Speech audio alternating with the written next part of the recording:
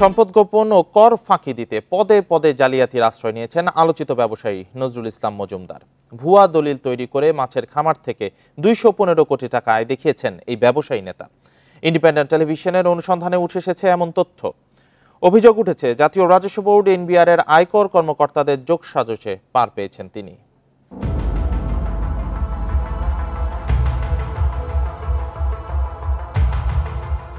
সরকারের পক্ষে থেকে একটা প্রপোজাল ছিল, চাপ ছিল না। 2019-20 অর্থ বছরের আয়কর রিটার্নে নিজেকে মাছের খামারি দাবি করেন নজরুল ইসলাম মজুমদার। কোম্পানির নাম মজুমদার ফিশারিজ। তথ্য দেন খুলনার দাকোপ ও সাতক্ষীরায় 1150 হেক্টর জমিতে চিংড়ি ও কার্প জাতীয় মাছ চাষ করার। মাছ বিক্রি করে এক বছরেই আয় 202 কোটি টাকা, যেখানে খরচ 91 কোটি টাকা। খামারের জন্য দাকোপের কালীনগরের শ্রীনগরের দুই ব্যক্তির কাছে পুকুর চুক্তি নেয়ার দলিল আয়কর রিটার্নে জমা দেন নজরুল ইসলাম। দলিল অনুযায়ী হরিচরণ রায়ের পুত্র যোগেশ চন্দ্র রায়ের কাছে 615 বিঘা জমি লিজ নেন তিনি। তবে যোগেশ চন্দ্র জানান এত জমি তার নেই, আর জমি কাউকে লিজও দেননি। চেনেন না নজরুল ইসলাম মজুমদারকেও। আমার মাত্র 10 থেকে 12 বিঘা সম্পত্তি আছে, এবং তার ভিতর দিয়েও এই যে সম্পত্তির কথা উল্লেখ করা হয়েছে সম্পূর্ণ ফলস এবং মিথ্যা কথা, এবং এখানে 2000 সাল থেকে ঘের বলতে কোনো কিছুই নাই। এই এলাকার রইসুদ্দিন গাজীর ছেলে আব্দুর রশিদ গাজীর কাছে 3000 বিঘা জমি লিজ নেয়ার দলিল আয়কর রিটার্নে দেখান নজরুল ইসলাম। স্থানীয়রা জানান শ্রীনগরে ওই পরিচয়ের কোনো ব্যক্তি নেই, এত বেশি জমির মালিকও কেউ নেই। আমাদের এই দাকোপ থানা বা 5 নম্বর 6 নম্বরের ভিতরে এরকম ঘের নাই। এই ব্যক্তি আমাদের এলাকায় না, আর এই 3-4 হাজার বিঘা জমি আমাদের এখানে না, আর ওনার এরকম কোনো 3-4 হাজার বিঘা জমির মালিক এখানে নাই। পরের বছর অর্থাৎ 2020-21 অর্থ বছরেও মৎস্য খামার থেকে 13 কোটি টাকা আয় দেখান নজরুল ইসলাম। এনবিআর কর্মকর্তারা জানান মাছ চাষের মাধ্যমে বিশাল অঙ্কের অর্থ বৈধ করার বিষয়ে আপত্তি তোলেন অনেকেই। বিষয়টি গড়ায় আয়কর আপিল ট্রাইব্যুনালেও, কিন্তু শেষ পর্যন্ত ছাড় পান নজরুল। আপনারাই তো বলেন, মিডিয়াতে তো আসে যে কোন কোন প্রসপেক্টিভ ট্যাক্স ফাঁকিবাজ যারা, তাদেরকে এটা আমরা প্রায়োরিটি ঠিক করে ধীরে ধীরে এটা করব। মাছ উৎপাদন বাড়াতে আয়করে ছাড় দেয় এনবিআর। তখন আয় 30 লাখের বেশি হলে কর ছিল মাত্র 10%।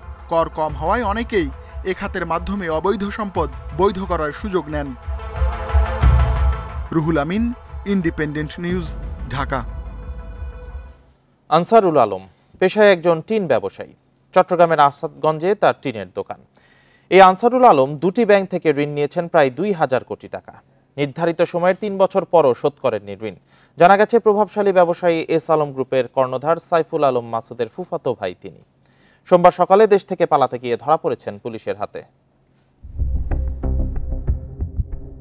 আনসারুল আলম একসময় চাকরি করতেন এস আলম গ্রুপে। পরে আসাদগঞ্জে আনসার এন্টারপ্রাইজ ও ইনহেরেন্ট ট্রেডিং নামে দুটি দোকানে ঢেউটিন বিক্রি করেন তিনি। দুই দোকানে পেয়েছেন আলাদিনের চেরাগ। ঢেউটিন আমদানিকারক সেজে প্রথমে ইসলামী ব্যাংক থেকে 2021 সালে নিয়েছেন 1630 কোটি টাকা। 10 দিনের মাথায় জনতা ব্যাংক থেকে নেন আরও 340 কোটি টাকা। 1 বছরের ঋণ 4 বছরও শোধ করেননি।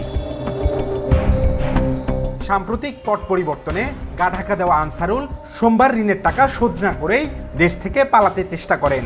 দুবাই যেতে চট্টগ্রামের শাহ আমানত আন্তর্জাতিক বিমানবন্দরে আসলেই ধরা পড়েন গোয়েন্দাদের জালে। পরে তাকে হস্তান্তর করা হয় পতেঙ্গা থানায়। আমাকে ইমিগ্রেশন পুলিশ বুঝাই দিছে তাদের হাজতখানা নাই, আমি হাজতখানায় রাখছি, পরবর্তী নির্দেশ যেভাবে আসবে ওইভাবে সামনের দিকে পাঠাবো। আনসারুল আলম চৌধুরী নিজেকে ট্রেডিং ব্যবসায়ী হিসেবে পরিচয় দিয়ে এসব ঋণ নিলেও এস আলমের পক্ষ হয়ে ব্যাংকের টাকাগুলো নিয়েছেন বলে মনে করেন সচেতন সমাজ। ব্যাংকিং, অর্থনীতি, বাণিজ্য, শিল্প, শিক্ষা কোনো সেক্টরই অক্ষত রাখে নাই, সুস্থ রাখে নাই, সবই অসুস্থ। ফলশ্রুতিতে এস আলম গংদের কারণে আজকে দেশ একেবারে প্যারালাইজড। ইসলামী ও জনতা ব্যাংকের 1970 কোটি টাকার ঋণ সহ আনসারুল আলম আরও কয়েকটি ব্যাংকে কয়েক হাজার কোটি টাকার ঋণ রয়েছে বলে জানা গেছে। Abdullah Rakib, independent news, Chattogram. সারা দেশে চিকিৎসকদের কর্মবিরতি আংশিক প্রত্যাহার করা হয়েছে। সকাল 10টা থেকে দুপুর 1টা পর্যন্ত চালু থাকবে বহির্বিভাগ। আজ থেকে সীমিত আকারে চলবে ডাক্তারদের ব্যক্তিগত চেম্বার সহ অন্যান্য সেবা। সোমবার বিকেলে সংবাদ সম্মেলনে এই ঘোষণা দিয়েছেন চিকিৎসকেরা। টানা 2 দিন বহির্বিভাগ বন্ধ থাকায় ভোগান্তিতে পড়েন রোগীরা। সোমবার দুপুর 12টা। ঢাকা মেডিকেলের বহির্বিভাগ প্রায় রোগীশূন্য, অথচ এখানে প্রতিদিন চিকিৎসা নেন 4 থেকে 5 হাজার রোগী। ঢাকার বাইরে থেকেও অনেকে মেডিকেলে গিয়ে সেবা না পেয়ে ফিরে গেছেন। এদিকে রুটিন অস্ত্রোপচারও বন্ধ থাকায় ভোগান্তিতে পড়েন রোগীরা। 3 দিন ধরে কোনো ডাক্তার নাই, উনি এখন মৃত্যুর সঙ্গে পাঞ্জা লড়ছে। রিপোর্ট নিয়ে ঘুরতেছি, কালকে গেলাম, কালকে এখানে ডাক্তার পাইনি, হয়রানি, আজকেও ডাক্তার পাইনি। পায়ে সমস্যা, এটার জন্য ডাক্তার দেখাইছি। এটা দেখানোটা জরুরি, আমি হাঁটা চলা করতে পারি না। হাসপাতাল এলাকায় চিকিৎসক সহ সবার নিরাপত্তায় নেওয়া হয়েছে বিশেষ ব্যবস্থা। সেনা সদস্যদের পাশাপাশি আছেন র্যাব ও বিজিবি সদস্যরা। এতে সন্তোষ প্রকাশ করে সোমবার বিকেলে সংবাদ সম্মেলনে চিকিৎসকেরা জানান, সব হাসপাতালে সকাল 8টা থেকে 10টা পর্যন্ত অবস্থান কর্মসূচি চলবে। এরপর 3 ঘন্টা খোলা থাকবে বহির্বিভাগ। এখানে যে সন্ত্রাসীরা গ্রেপ্তার হয়নি তাদের অতি দ্রুত গ্রেপ্তার করে আইনের আওতায় আনতে হবে এবং তাদের দৃষ্টান্তমূলক শাস্তির ব্যবস্থা করতে হবে, যেন এই ধরনের অপরাধ আর কোথাও না হয়। এদিকে স্বাস্থ্য মন্ত্রণালয় জানিয়েছে, ঢাকা মেডিকেলে অবহেলায় রোগী মৃত্যুর অভিযোগের সত্যতা পাওয়া যায়নি। দুটো দাবির প্রেক্ষিতেই তো তার আন্দোলনে গিয়েছিল, দুটো দাবি কিন্তু অ্যারেস্ট হয়েছে, আরও প্রয়োজনে হবে, সংশ্লিষ্ট সবাই হবে। আর নিরাপত্তা ব্যবস্থা ইতিমধ্যে জোরদার করা হয়েছে। নিরাপত্তাটা খুবই জরুরি এবং এই মুহূর্তে যদি এই নিরাপত্তা জোরদার না করা হয় তাহলে স্বৈরাচারের দোসররা যে কোনো সময় যে কোনো দুর্ঘটনা ঘটাইয়া দিতে পারে। ঢাকা মেডিকেলে শনি ও রবিবার 3 দফা হামলার শিকার হন চিকিৎসকেরা। এর প্রতিবাদে সারা দেশে কর্মবিরতির ডাক দেন তারা। Hasan Misbah, independent news, Dhaka. সরকারি কর্মচারীরা সম্পদের তথ্য কিভাবে দাখিল করবেন তা ঠিক করতে একটি কমিটি গঠন করা হয়েছে। 5 সদস্যের কমিটিতে নেতৃত্ব দেবেন দুর্নীতি দমন কমিশনের সচিব। জনপ্রশাসন মন্ত্রণালয়ের জ্যেষ্ঠ সচিব মোখলেসুর রহমান জানান, 7 দিনের মধ্যে সম্পদের তথ্য জমা দেওয়ার প্রক্রিয়া ঠিক করবে। সোমবার সচিবালয়ে সাংবাদিকদের সঙ্গে কথা বলেন তিনি। সরকারি কর্মচারী রয়েছে প্রায় 15 লাখ। এর মধ্যে যারা কর দেওয়ার যোগ্য তাদের আয়কর রিটার্ন দাখিল করতে হয়, কিন্তু এখন সম্পদের তথ্য দিতে হবে সবাইকে। এ নিয়ে কাজ শুরু করেছে জনপ্রশাসন মন্ত্রণালয়। কিভাবে তারা সম্পদের তথ্য দেবেন সেটা ঠিক করতে একটি কমিটিও করা হয়েছে। জনপ্রশাসন মন্ত্রণালয়ের জ্যেষ্ঠ সচিব জানান, যারা তথ্য দেবেন না তাদের বিরুদ্ধে আইনি ব্যবস্থা নেওয়া হবে। এখানে দুইটা জিনিস ক্লিয়ার থাকবে, স্থাপন সম্পদ সম্পত্তি কি বোঝায়, অস্থাপন সম্পত্তি কি, এর বাইরে থাকলে আরেকটা থাকবে অতিরিক্ত। আমরা 2 সিস্টেমে সরকার চলে। ফাইন্যান্সিয়াল ইয়ার এখনও আমাদের জুলাই জুন, আর আমাদের একাডেমিক অথবা ইয়ার ক্যালেন্ডার জানুয়ারি ডিসেম্বর, তা আমরা ইয়ারটা বলে দেব। তিনি আরও জানান, 1 সপ্তাহের মধ্যে 25 জেলায় জেলা প্রশাসক নিয়োগ দেওয়া হবে। 600 কর্মকর্তার মধ্য থেকে তাদের বাছাই করা হচ্ছে। সামারি করে এই যে 25 জন তোলা হয়েছে এখান থেকে প্রথম দিতে হবে, আর এরপরে আরও যে তোলা হবে। আমি যদি একটু লম্বা টাইম নিয়ে বলি তাহলে আপনাদের কোশ্চেন থাকবে না। Within a week it will be done. Within a week ফিল্ডের যে ডিসি শর্ট অথবা তুলে আনা হয়েছে ইট উইল বি ডান, এটা দিয়ে দেওয়া হবে। প্রশাসনের গতি বাড়াতে নানা পদক্ষেপ নেওয়া হচ্ছে বলে জানায় জনপ্রশাসন মন্ত্রণালয়। নূরে আলম, ইন্ডিপেন্ডেন্ট নিউজ, ঢাকা। শেখ হাসিনা সরকার পতনের পর থেকে আত্মগোপনে চলে গেছেন গাজীপুর আওয়ামী লীগের বেশিরভাগ নেতাকর্মী। এই অবস্থায় শিল্প এলাকার কলকারখানা ও ঝুট ব্যবসার একচেটিয়া নিয়ন্ত্রণ হারিয়েছে তারা। আর এই সুযোগে সেসব ব্যবসার নিয়ন্ত্রণ নিতে মরিয়া বিএনপি পন্থী নেতা সহ কিছু নতুন মুখ।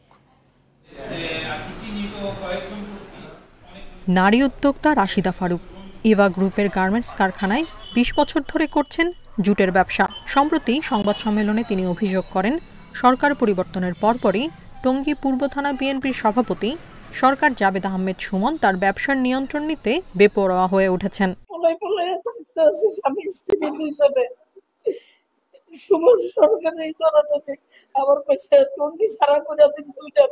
যদিও এসব অভিযোগ অস্বীকার করে বিএনপি নেতার দাবি, একটি মহল তার এবং দলের সুনাম নষ্ট করতে এ ধরনের অভিযোগ করছে।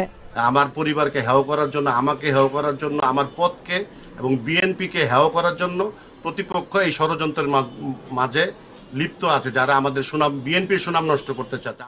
সরকার পতনের পর শিল্প এলাকার বেশিরভাগ জুট ব্যবসার নিয়ন্ত্রণ হারিয়েছেন আওয়ামী লীগ পন্থীরা। এখন এসব ব্যবসা দখলে নিতে তাদের সাথে বিএনপি পন্থী কয়েকটি গ্রুপের মধ্যে হামলা, সংঘর্ষ ও ভাঙচুরের ঘটনা ঘটছে। আমাদের একটা নিরাপত্তারও ব্যবস্থা আছে, মানে এইগুলো যদি হয় তাহলে তো সবারই মনের ভিতরে আতঙ্ক থাকে, ভয় থাকে। একজনের আকর্ষণ করলো, আকর্ষণটা আমার শরীরে লাগলো, আমি তো নিরহ লোক হয়ে তাহলে আমি তো বিপদগ্রস্ত হইলাম। বিএনপির শীর্ষ নেতারা বলছেন, যারা দলীয় প্রভাব খাটিয়ে জুট ব্যবসার নিয়ন্ত্রণ ও চাঁদাবাজি করছেন তাদের বিরুদ্ধে নেওয়া হচ্ছে সাংগঠনিক ব্যবস্থা।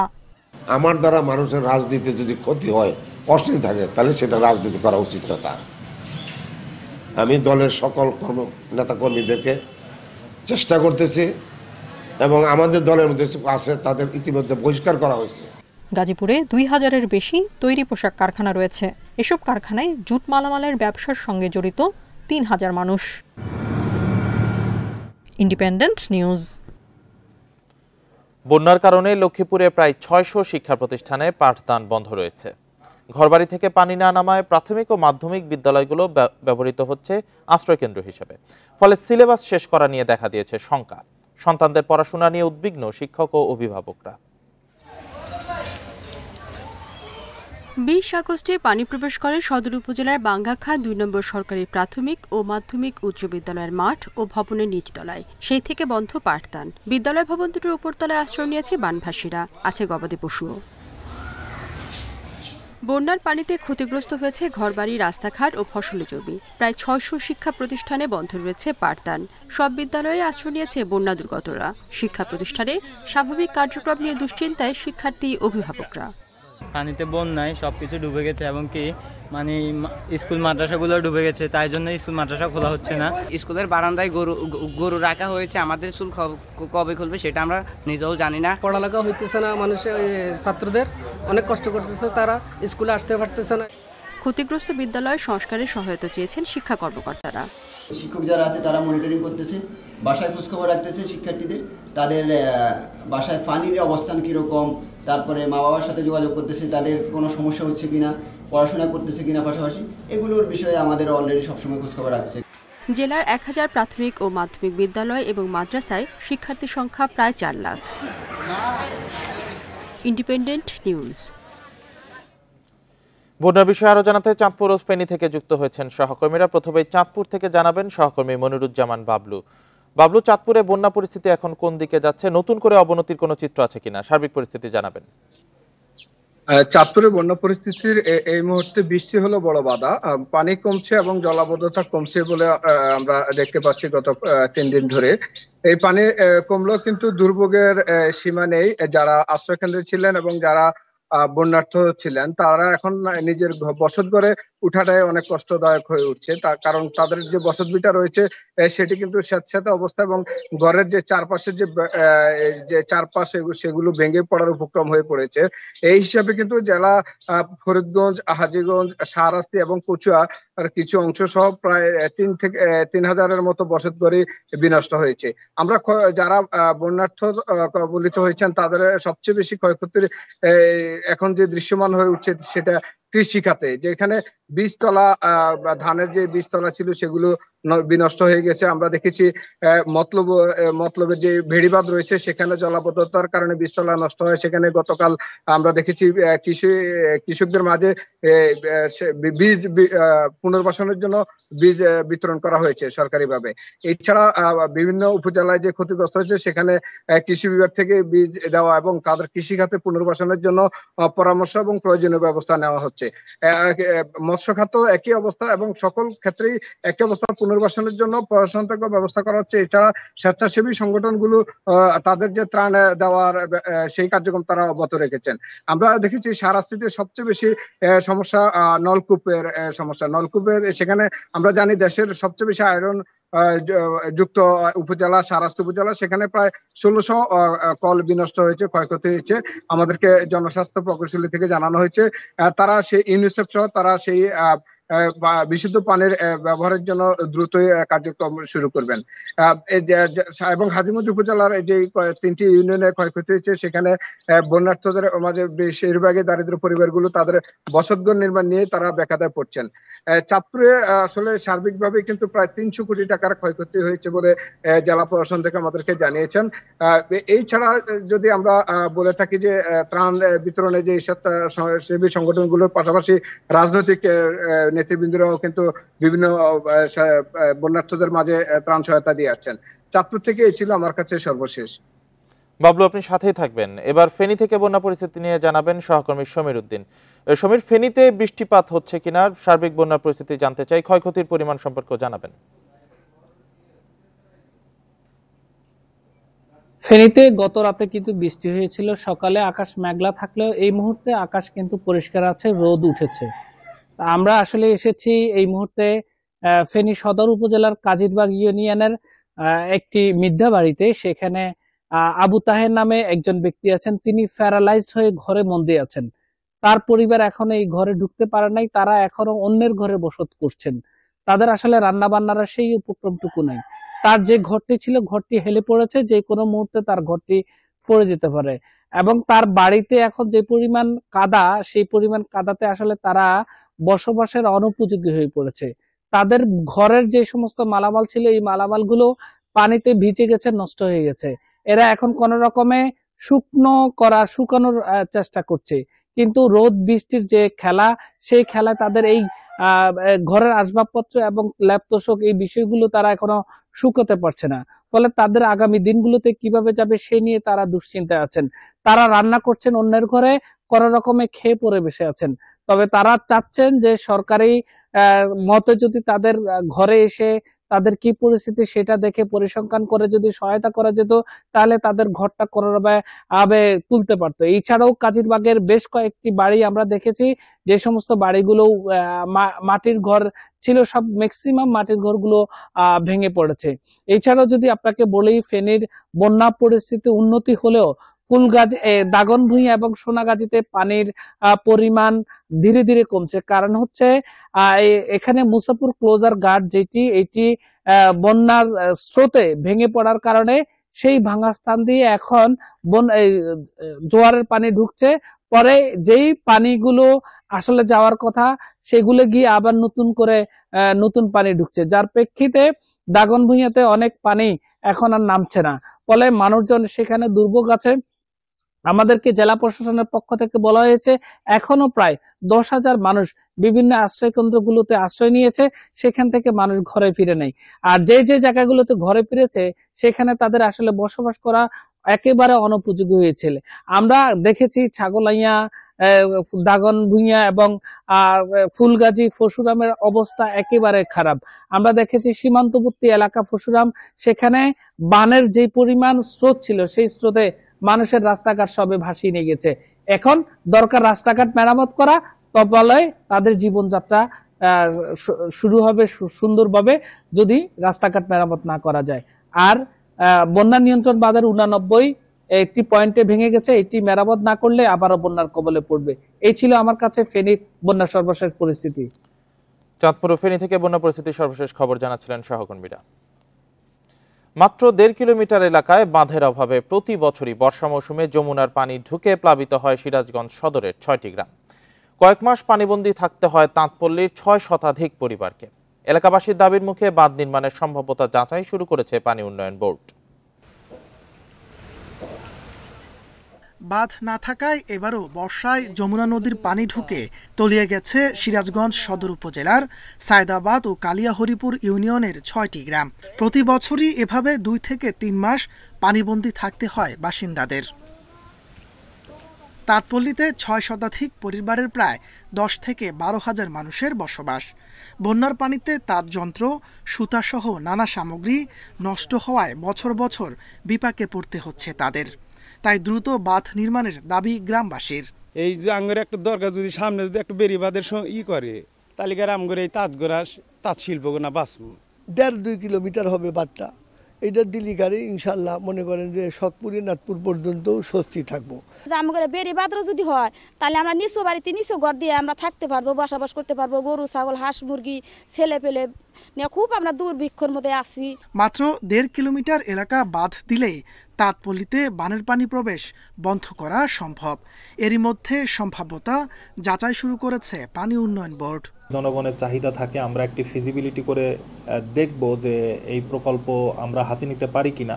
তো আমরা যদি দেখি যে আসলে প্রকল্পটি ফিজিবিলিটিতে আসে তাহলে আমরা একটি প্রকল্পের মাধ্যমে এই এলাকাগুলিকেও বন্যা মুক্ত করার জন্য আমাদের প্রচেষ্টা থাকবে। পানি উঠায় তাঁতিদের কাজহীন থাকতে হয় এই কয়েক মাস। বাঁধ নির্মাণ হলে বর্ষা মৌসুমেও উৎপাদন স্বাভাবিক রাখার পাশাপাশি আর্থিক লোকসান এড়ানো যাবে।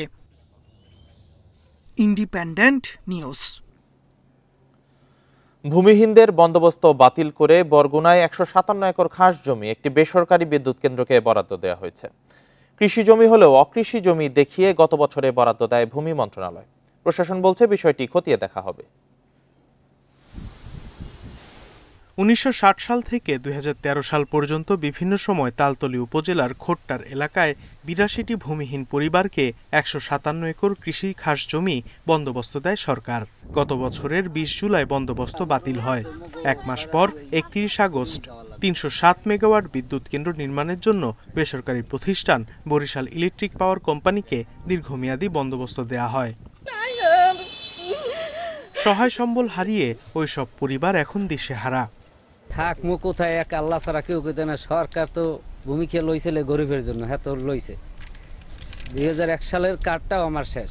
হ্যাঁ এখন বলতে তোমরা আমাকে শুক্রবার পর্যন্ত টাইম দিয়ে গেছে, এই শুক্রবারের মধ্যে ঘর দুয়ার ভাঙ্গে লাবা, আর নাইলে তো যাইলে ওই রেজবি জমাদার ঘর দুয়ার ভাঙ্গে থইছে যেরকম ওইরকম ভাঙ্গে লাইবে। আমাদের কোনো জায়গা নাই যে আমরা চাষাবাদ করে খাবো। আমাদের বাড়িঘর উচ্ছেদের পায়তারা চালাইতেছে, তারা বিনা নোটিশে আমাদের ৭ দিনের মধ্যে যাইতে বলছে। এদিকে কৃষি জমিকে অকৃষি জমি দেখিয়ে বিদ্যুৎ কেন্দ্রকে বরাদ্দ দেওয়ার বিষয়ে কিছু বলেনি ভূমি অফিস। তারা কেবল জানিয়েছে ভূমিহীনরা বন্দোবস্ত শর্ত মানেনি। কৃষিকাজ জমি বন্দোবস্ত যখন সরকার দেয় তখন নির্দিষ্ট শর্ত সাপেক্ষে দেয়। যিনি এই বন্দোবস্ত গ্রহীতা থাকবেন তিনি যদি এই বন্দোবস্তের শর্তগুলো ভঙ্গ করেন তখন অটোমেটিকলি জেলা প্রশাসক মহোদয় এটাকে খাস খতিয়ানভুক্ত করতে পারেন।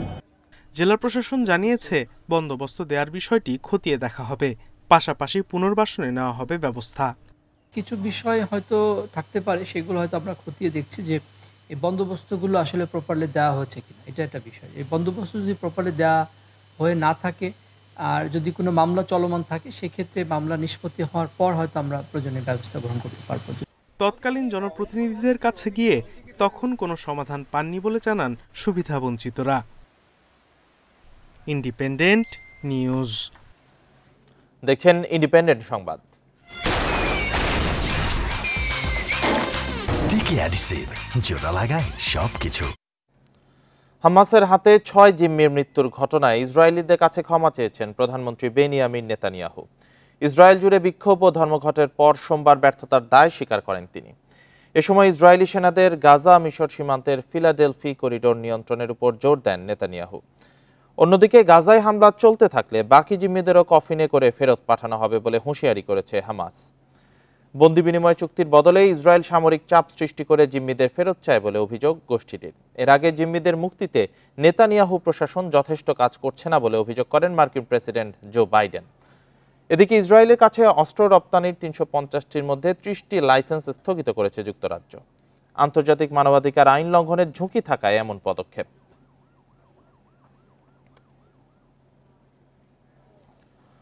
কলকাতার আরজি কর মেডিকেল কলেজের সাবেক অধ্যক্ষ সন্দীপ ঘোষকে গ্রেপ্তার করা হয়েছে।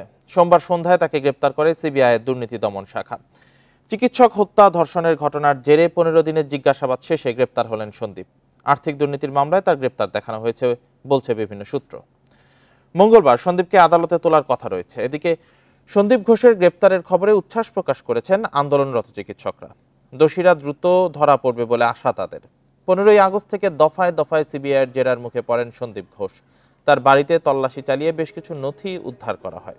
আরজি কর হাসপাতালে চিকিৎসক হত্যার ঘটনা সহ একাধিক দুর্নীতির বিষয়েও কলকাতা হাইকোর্টের নির্দেশ অনুযায়ী তদন্ত শুরু করে সিবিআই। 9 আগস্ট কলকাতার আরজি কর হাসপাতাল থেকে উদ্ধার হয় এক চিকিৎসকের মরদেহ। তাকে ধর্ষণ ও হত্যার অভিযোগ উঠেছে। এরপর থেকে শুরু হয় আন্দোলন। সেই চাপে পড়ে গত 12 আগস্ট পদত্যাগ করেন সন্দীপ।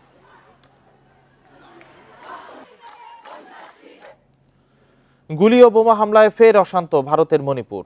রোববার রাজ্যের রাজধানী ইম্ফলে দুর্বৃত্তের গুলিতে এক নারী সহ 2 জন নিহত হয়েছে। আহত হয়েছে 10 জন। তাদের মধ্যে 2 পুলিশ সদস্যও রয়েছেন। সোমবার এ তথ্য দিয়েছে ভারতীয় সংবাদ মাধ্যম এনডিটিভি। এতে বলা হয়, স্থানীয় সময় রোববার দুপুর 2:30টার দিকে কুকি জনগোষ্ঠী অধ্যুষিত কাংপোকপি জেলার নাখোজাং গ্রাম থেকে মেইতেই অধ্যুষিত ইম্ফল পশ্চিমের কাদাংবন্দের দিকে গোলাগুলি শুরু হয়। এ সময় গুলিবিদ্ধ হন এক নারী ও তার 12 বছরের মেয়ে। খবর পেয়ে ঘটনাস্থলে পৌঁছায় পুলিশ ও অতিরিক্ত বাহিনী। সন্ধ্যা 6টা পর্যন্ত চলে এই গোলাগুলি। এদিন মণিপুরে ড্রোনের মাধ্যমে বোমা হামলা চালানোর অভিযোগ উঠেছে। বর্ডার সিকিউরিটি ফোর্স বিএসএফ স্টেশনের খুব কাছেই বোমা হামলার ঘটনা ঘটে। 2023 সালের মে মাস থেকে মণিপুরে কুকি এবং মেইতেই এর মধ্যে সাম্প্রদায়িক সংঘর্ষ চলছে। প্রাণ হারিয়েছে কয়েকশো মানুষ। পূর্ব ইউক্রেনে রাশিয়ার সেনারা দ্রুত অগ্রসর হচ্ছে বলে জানিয়েছেন রুশ প্রেসিডেন্ট ভ্লাদিমির পুতিন। মস্কোর বাহিনী দিনে কয়েক বর্গ কিলোমিটার এলাকা দখল করছে বলে দাবি তার। দনবাস এলাকায় রুশ সেনারা দীর্ঘদিন এত অগ্রগতি পায়নি বলেও জানান পুতিন। বার্তা সংস্থা রয়টার্স বলছে, অভিযান শুরুর পর এখন পর্যন্ত ইউক্রেনের 18% অঞ্চল দখল করেছে রাশিয়া। এদিকে সোমবার রাজধানী কিয়েভ সহ ইউক্রেনের বিভিন্ন শহরে ক্ষেপণাস্ত্র হামলা চালিয়েছে মস্কো। এসব হামলায় ঘটেছে বেসামরিক হতাহতের ঘটনা। এর আগে ইউক্রেনের খার্কিভে রুশ ক্ষেপণাস্ত্র হামলায় 5 শিশু সহ অন্তত 47 জন আহত হয়।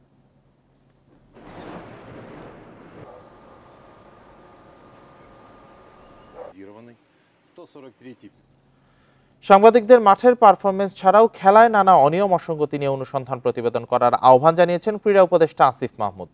বস্তুনিষ্ঠ সাংবাদিকতায় গুরুত্ব দিয়েছেন তিনি। ক্রীড়াঙ্গনের সংস্কারের অংশ হিসেবে ক্রীড়া উপদেষ্টা সোমবার সাংবাদিকদের সঙ্গে মত বিনিময় করেন। এনএসসি ভবনে এই সভায় বিভিন্ন মিডিয়ার ক্রীড়া বিভাগের প্রধান, যুগ্ম ক্রীড়া সম্পাদক, শীর্ষ ক্রীড়া সাংবাদিকরা উপস্থিত ছিলেন। সাংবাদিকরা ক্রীড়াঙ্গনে অনিয়ম অসঙ্গতি তুলে ধরার পাশাপাশি উন্নতির জন্য নানা মতামত ব্যক্ত করেন। ফেডারেশনগুলোতে সংস্কারের পাশাপাশি জাতীয় ক্রীড়া পরিষদের অনিয়ম তদন্তের বিষয়টিও আলোচনায় এসেছে। থাম্বনেইলের সাথে বা ক্যাপশনের সাথে কন্টেন্টের মিল খুঁজে পাওয়া মাঝে মধ্যে কষ্ট হয়ে যায়। ক্রীড়া ক্ষেত্রে ইনভেস্টিগেটিভ। আর এই ছিল এখনকার সংবাদে। ইন্ডিপেন্ডেন্ট টেলিভিশনের সব খবর আরো বিস্তারিত জানতে চোখ রাখুন ফেসবুক, ইউটিউব, এক্সে। ধন্যবাদ সবাই।